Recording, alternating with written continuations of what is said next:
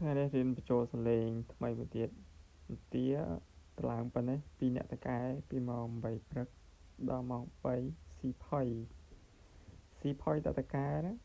ធ្វើពីអ្នកតកែមានអ្នកធ្វើណាធ្វើតែយើងពីរធ្វើតែយើងម្នាក់ឯងបញ្ជូនអីវ៉ាន់រៀបចំអីវ៉ាន់តឡើងតកែបានតែធ្វើជឺកមៀហើយយើងតឡើងដល់ជាន់លើតែម្នាក់ឯងហើយបានដែរតកែតឡើងទៅហើយជើងខំយើងដល់លើហើយដែរបាត់ធ្វើពីរនាក់ម៉ែហើយរាល់ការងារដែលពិបាកតកែទៅតែពីរនាក់ខ្ញុំទេជាទូទៅទាតឡើងប៉ុណ្ណឹងបើសិនជាមាន3នាក់អានឹងល្អចង់និយាយថា3នាក់ល្អហ្នឹងគឺថាព្រួយវា3ជាន់អញ្ចឹងអ្នកតឡើងម្នាក់ទៅជឿកមីម្នាក់ទៅហើយ2នាក់ទៀតតឡើងអញ្ចឹងណាយើងអាចបោះបានអញ្ចឹងណាតែនេះមានណាលេងខ្ញុំម្នាក់ឯងដល់ជាន់លើ